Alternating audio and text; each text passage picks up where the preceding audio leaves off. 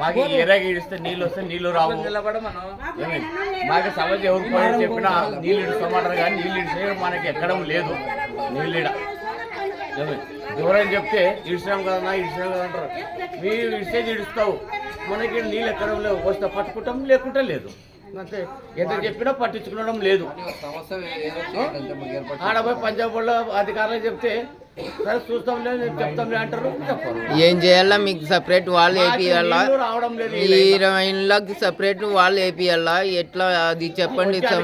చూడాలా వాళ్ళు వేపియాలా, లేకుంటే ఎక్కడి నుంచి మనం నీళ్లు తెప్పియాలా ఇక్కడ ఈ లైన్ లా అని వాళ్ళే వచ్చి మన అధికారులే వచ్చి మేము అధికారుల కాటికి పోయినారా మీరు?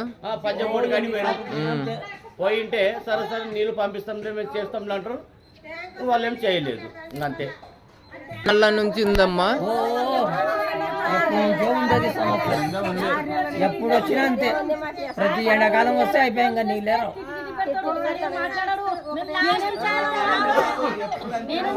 ఎప్పుడంతే. మళ్ళా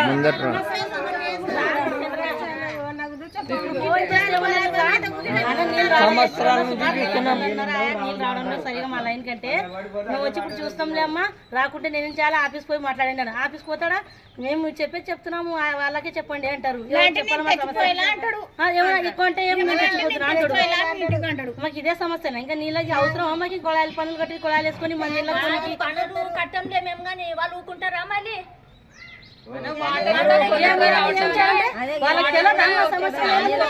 చిన్న చిన్న పల్లెలకు వస్తున్నాయి నీళ్లు కూడా సరిగా లేవు. మెయిన్ సమస్య మీది ఏముందమ్మా? ఈ లైన్ కి వాటరే ఎక్కువ. ఈ లైన్ ఆ లైన్ కి వాటర్ రావు. వారంకి ఒకసారి సపరేట్. మీకేం చేయాలమ్మా? మీకేం చేయాలా? సపరేట్ లైన్ చేయండి. నీళ్ళు రావన్నారు కనీసం 3 days కన్నా ఒకసారి ఇస్తామని. 6 రోజులు ఇస్తారనా?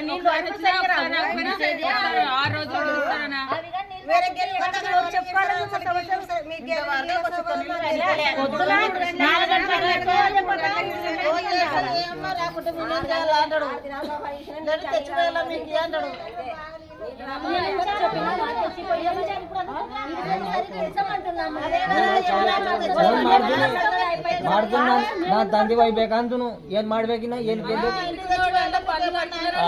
నేను తెచ్చిపోయాలా అంటాడు.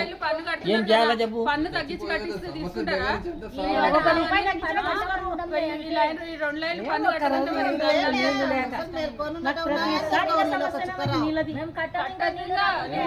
కొట్టదు. నీళ్ళు